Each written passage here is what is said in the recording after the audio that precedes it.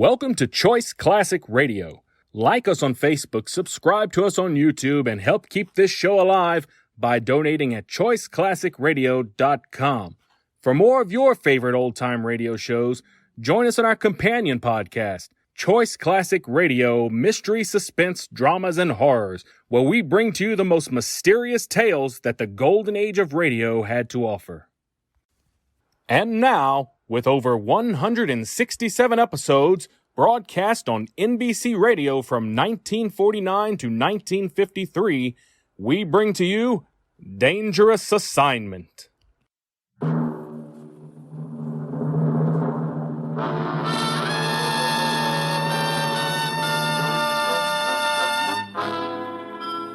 Dangerous Assignment, transcribed starring Bryant as Steve Mitchell.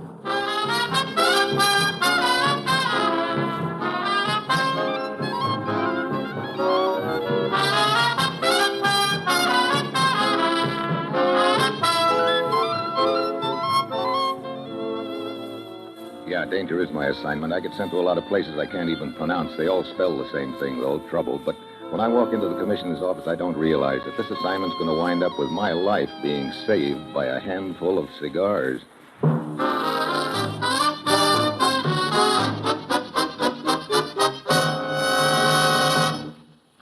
Morning, Commissioner. You sent for me? Steve, you're going ghost hunting. Ever hear of Eli Bryant? Eli Bryant? Sounds familiar. World War II, an American traitor. Collaborated with the Japanese in the South Pacific. Oh, yeah. Finger man, first class. He was killed in 1944 during one of our raids, wasn't he? So we thought.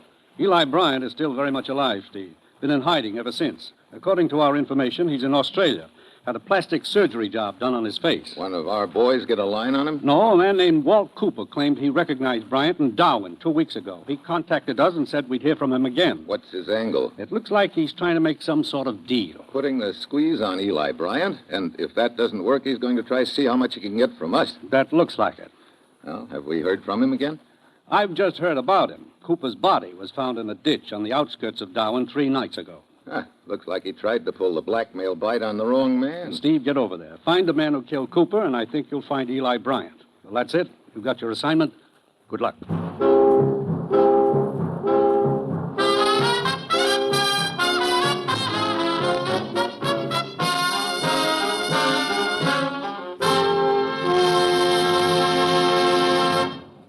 The National Broadcasting Company is presenting Dangerous Assignment, starring Brian Donlevy in the role of Steve Mitchell, colorful, two-fisted government agent. At all those places of the world where danger and intrigue walk hand in hand, there you will find Steve Mitchell on another Dangerous Assignment. Before we bring you tonight's Dangerous Assignment adventure, let me tell you about tomorrow's fine comedy on the NBC Radio Network. Yes, tomorrow you'll hear The Bob Hope Show and Fibber McGee and Molly, and Eddie Cantor will bring you his show business show. There's always entertainment when Fibber and Molly open wide the doors at 79 Wistful Vista. And tomorrow, from Palm Springs, California, Bob Hope will have Bing Crosby, Marilyn Maxwell, and Charlie Farrell as his special guests. And Eddie Cantor's show business show will present a program of Italian entertainers. Bob Hope, Fibber McGee and Molly, Eddie Cantor. Yes, hear all three tomorrow on NBC.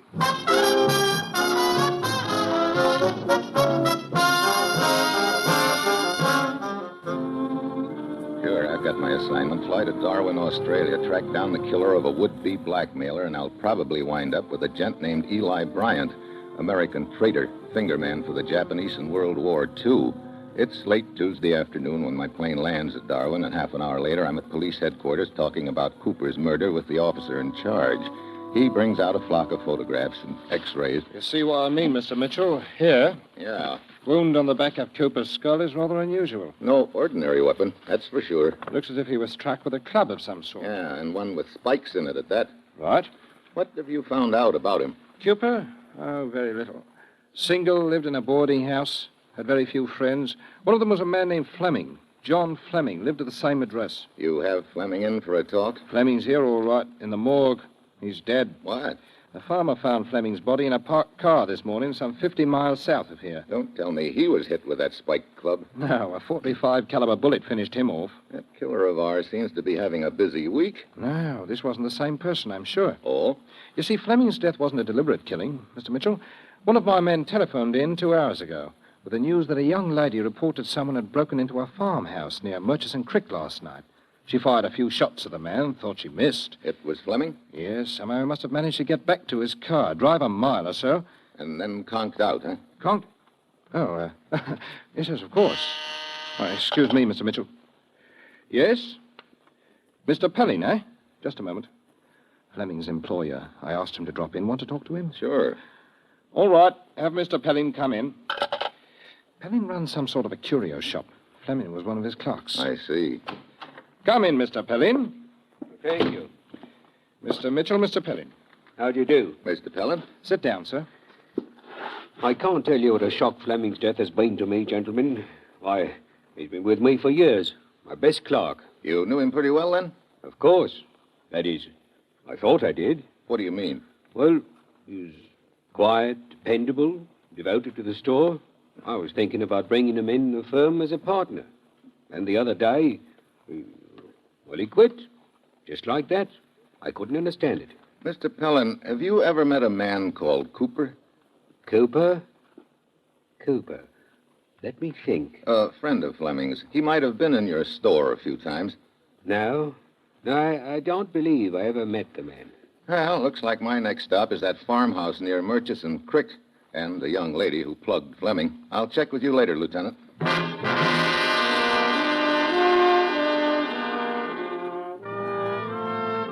It's raining hard when my train pulls out of Darwin and raining even harder when I arrive at Murchison Creek Station 3 hours later. It's really out in the middle of nowhere, nothing but rolling plains. I finally get directions to the farmhouse I'm looking for. It's a 1-mile walk in the rain. Yes? What do you want? You, Augusta Wells? That's right. My name's Mitchell, Steve Mitchell. Here's my credentials. Big-time policeman. Yeah. Now, how about putting away that .45? What? Oh, sorry. Come on in. I'm still a little nervous after what happened last night. Nice place you have here. Run it alone? My father and I do. Pop's away on a trip to Melbourne. Business? Yes, we raise pigs. I know. South wind again, You're American, aren't you, Miss Wells? Yes, but make it Gussie. Please never call me Augusta. Was born in a town of the same name. A whim of my parents. I have a brother who was born in Toledo. Aren't I lucky? What were you asking me? Last night, about, Oh, well, there isn't much to say. I heard a noise in the den and came in to investigate. There he was, going out the window. He didn't stop when you called out? No, so I let it fly. Didn't know I'd hit him till this morning. One of the farmers down the road told me. Do you have any idea what the man wanted in the den? No, nothing much of value there. Mind if I have a look? No. Come ahead. Here we are. I saw him as I opened the door. He was over there by the window. Uh-huh, and what did... Well, what is it, Mr. Mitchell? What's wrong? Last thing I expect to see in an Australian farmhouse is a wooden cigar store Indian, but there he is, about 5 feet tall. Then I spot something else resting by the Indian's foot, and carved into the base of the figure is a war club, a wicked-looking weapon with half a dozen spikes sticking out of it. What's wrong, Mr. Mitchell? I've suddenly become interested in this. That war club? It doesn't come loose. It's sort of a permanent fixture, carved right out of the pedestal. So I see. How long has the chief been in the family? Only since yesterday afternoon. Oh? Gift from a friend of mine, Bertie Slack. He's got a weird sense of humor and a face to match. Last year, he sent me a moose head for my birthday. Where's Bertie get this, do you know? In Darwin, a store called Pellin's. Helen's? Curio shop of some sort. Bertie's a regular customer. I see. When did he buy it? A couple of days ago. Why? The man who broke into your den last night, Fleming, was a clerk at Pellin's. Oh? Yeah. And a friend of his named Cooper was murdered 4 nights ago with a weapon that could be this war club. But how? That club is part of the pedestal. You can't swing the whole works. No, but a man could fall, hit his head against the pedestal. Oh, sure. Sure, I guess so. You have a phone? We're not that civilized. Look, do you mind if I borrow your red-skinned friend? I think the police in Darwin might be interested in him and maybe in Mr. Pellin, too. You mean you want to take the Indian back with you? Why not? Well, you'll have to wait until morning. There isn't another train till then. Oh? I have a spare bedroom. Yeah, I noticed. And a gun. I noticed that, too. If you'll help me with the linen and blankets. Sure. Lead the way, Gussie.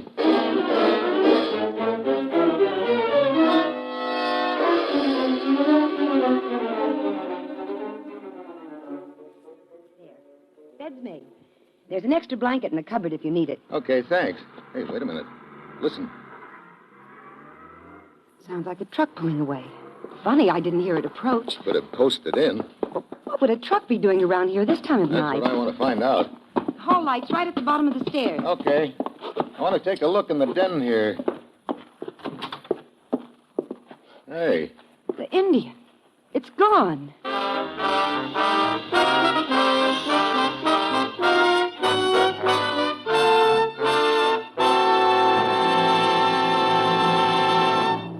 In just a moment, Steve Mitchell will continue his dangerous assignment. We now bring you an important announcement for all Americans, particularly those of you who run your own business or are in a position to hire employees. This country is now engaged in a gigantic defense program which must be kept on schedule. There's no time to lose. To win, we've got to use every ounce of strength, industrial strength, in this contest to protect ourselves and the free world. That means we've got to give jobs, productive jobs, to all Americans. We've got to hire the handicapped. Thousands of handicapped persons, veterans and non-veterans alike, are ready, willing, and able to work. Thousands of others have proved on the job that when they're properly placed, they do every bit as good a job as their able-bodied fellow workers. So, Mr. Employer, give these folks a chance to help you increase your productive capacity. Hire the handicapped. Help them. Help your business. Help America.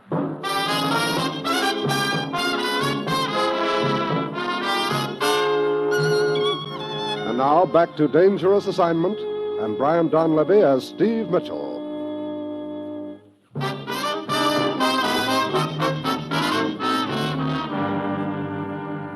Gussie wheels a small car out of the garage, and we take off after the truck. The road is wet from the recent rain, but we slowly gain. Then we come to a steep grade. Gussie comes up alongside the truck, but it suddenly swerves over, trying to crowd us off the road. Gussie hits the brakes. The truck misses us and goes into a skid over the bank. We stop, get out, and climb down to the wreck. How many are there? There's only the driver, and he's dead. Yeah, here's the chief, safe and sound in the back. What are we going to do now? How far is it to Darwin? About 70 miles. Through country like this? Most of the way. Real rugged, isn't it?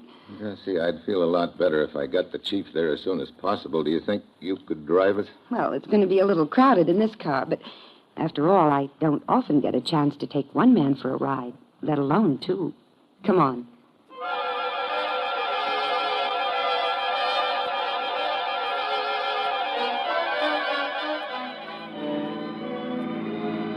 How far have we come? About halfway. Oh, fine. Getting tired? Well, holding this wooden warrior in my lap is not exactly my idea of comfort. Steve, What's the matter? that bend in the road behind us, some headlights just came round it. Yeah. Hey, gaining on us, too. Coming up pretty fast. Do you think he's after us? That answer your question? It sure does. Step on it.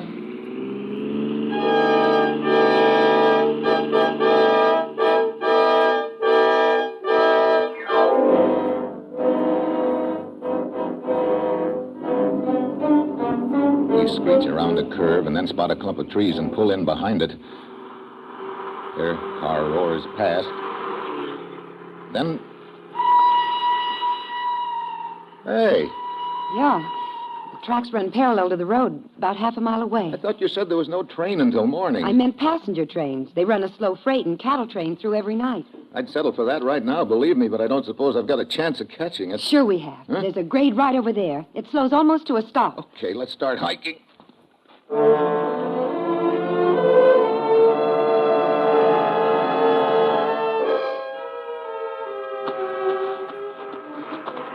Hurry, Steve. Just a little faster and we'll make it. This baby weighs a ton. Here, I'll try and get it on this flat car. There. Come on, climb aboard. I sure didn't realize what I was getting into when my friend Bertie sent this chief to me. I'm still a little hazy about some of the details. I think it breaks down something like this. Pellin, the owner of the curio shop where the Indian came from, is actually Eli Bryant, a war traitor and collaborator we've been chasing for several years. I heard his name mentioned during the war. Yeah, a guy named Cooper found out who Pellin was and tried to blackmail him. In a fight, Cooper got shoved over, hit his head on the chief's club, and it killed him. Pellin carted his body away, but the Indian here is proof of where the murder took place and puts the finger on Pellin. But this Fleming who tried to break into my house. Yeah, he was a clerk at Pellin's. He probably tried to pick up the blackmail gag where his friend Cooper had left off. He could have sold the Indian to your friend Bertie so it would be in a safe place, and he could put the pressure on Pellin. Well, I guess that explains everything. Hey, they seem to be stopping. What's that up there ahead? Cattle chutes. Probably going to unload. Wait a minute. There's a car parked up near the front of the train. Yeah, the tracks curve around and cross the road. That's the car that was chasing us. They must have figured the switch and backtracked. Come on, we're getting off on the other side here. Well, how about the chief? He's coming with us. There. Hey, look. A ditch beside the roadbed. Steve, this isn't going to work. You can't get very far carrying the chief. You got any better ideas? Yeah, I think I've got my bearings now. This section of the country looks familiar. Could you hide here for a little while with the chief? Yeah, I guess so. We're out of sight here. Why? What's your idea? See you later.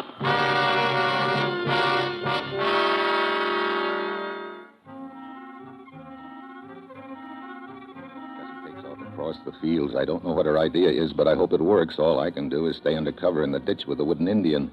20 minutes later, I hear a sound. A motor of some type, but I can't peg it. It gets closer, then all of a sudden, Gussie comes wheeling up to the edge of the ditch. Hi. What? A motorcycle? Sure, complete with sidecar for you and the chief. Oh, no. Where did you get it? Some people I know live a couple of miles away. I borrowed it from them. Did you telephone the Darwin police? No, they don't have a phone there. Oh, fine. So we hit the road again. Well, not exactly. What do you mean? Might be safer to travel cross country away before cutting back to the road. Yeah, I guess you're right. Okay, Chief, let's saddle up.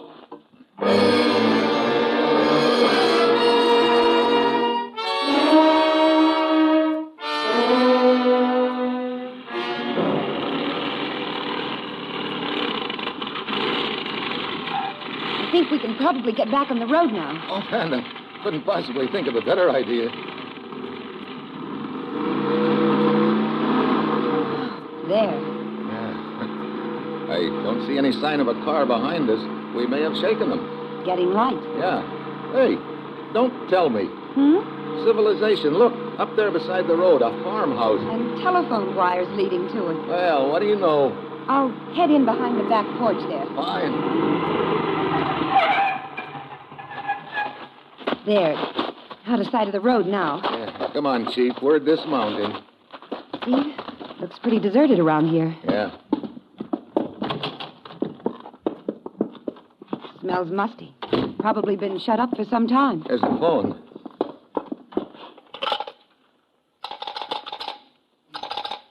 Dead? Dead. What do we do now? That's a good question. Steve, the front door. I'll take a peek out the window. Is it Pellin? No, I've never seen this guy before. Come here, take a look. Recognize him? No, I've never seen him either. He could be working for Pellin. Who is it? Name's Bedwell. I need a bit of a helping hand. Oh? What do you mean? My automobile is stalled on the road. I'm not much of a hand at tinkering. I thought you might be able to help me. Steve, it could be a trap. Yeah, I know, but if it isn't, if he's legit, we can fix his car. It's our best way of getting to Darwin. I say, I'm still here. Here, take the gun, Gussie, and keep me covered all the way. Don't show yourself. All right, but be careful. Well, good morning. Hi. Where is this car of yours? Oh, see, it's through that clump of trees. Oh, yeah. I've been sitting it out most of the night and didn't want to disturb you until it got light. Okay, let's take a look.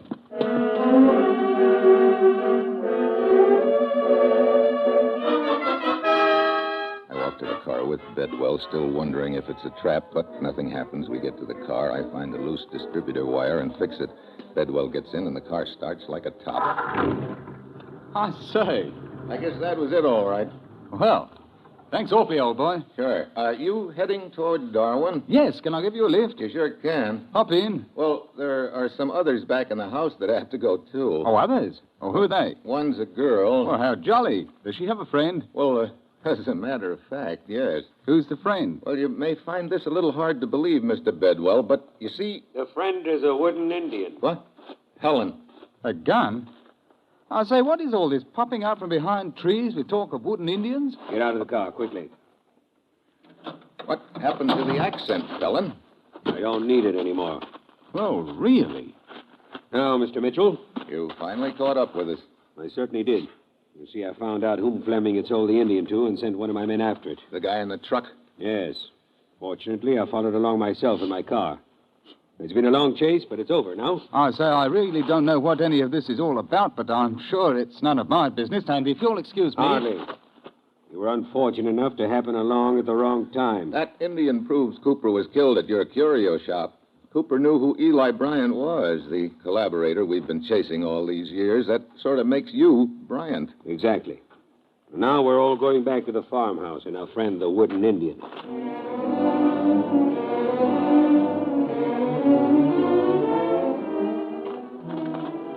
We start back to the farmhouse. I know Gussie's covering me, but when we get to the door, I realize it's not going to do me any good. Helen is too smart. He jams his gun against my backbone and yells through the door. Open up, young lady. And if you have a gun, drop it. Either that or I shoot Mr. Mitchell. Gussie opens up, drops her gun. Helen spots the wooden Indian, and I know I've got to think fast because he's due to start shooting any second. Then I get an idea. The wooden Indian is standing beside the table on which the phone sits. Well, now that I have the Indian... It's too late, Helen. The police already know about you. I telephoned them a few minutes ago. Ah, you're bluffing. This farmhouse is vacant. The phone's been disconnected. Don't kid yourself. Here, I'll show you. I pick up the phone and walk toward Helen. I manage to loop the wire over the Indian's outstretched hand, the one that holds the wooden cigars. Helen takes the phone just as he starts to listen. I give the wire a jerk. It pulls the Indian forward into Helen's gun.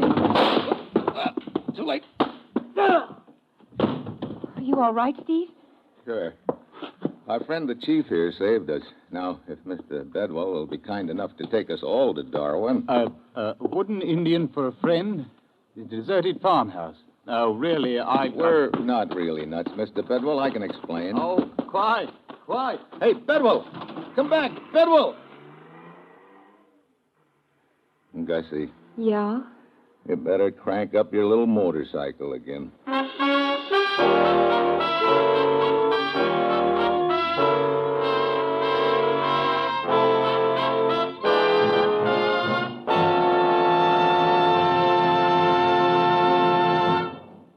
Our star, Brian Donlevy, will be back in just a moment.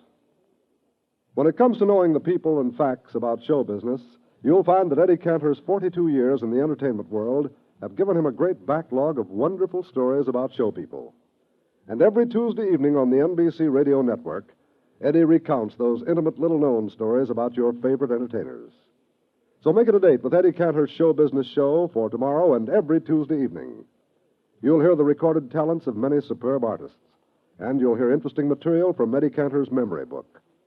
Tomorrow evening, Eddie will present a program of entertainers of Italian backgrounds as he features records by Jimmy Durante, Mario Lanza, Arturo Toscanini, and Tony Arden.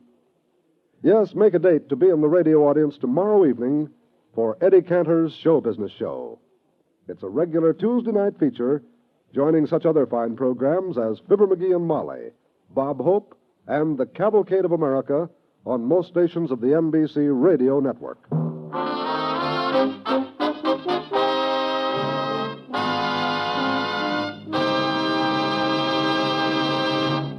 Next week, a train trip and a slight case of murder. That will be Steve Mitchell's dangerous assignment next week.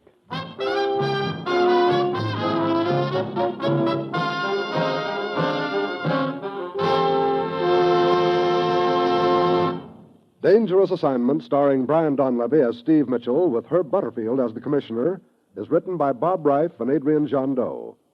John Storm speaking. Included in tonight's cast were Kay Stewart, Dan O'Herlihy, Don Morrison, and Ben Wright.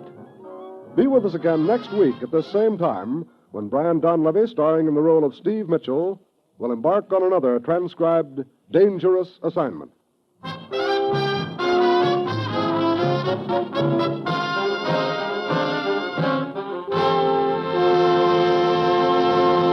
This is NBC, the national broadcasting company.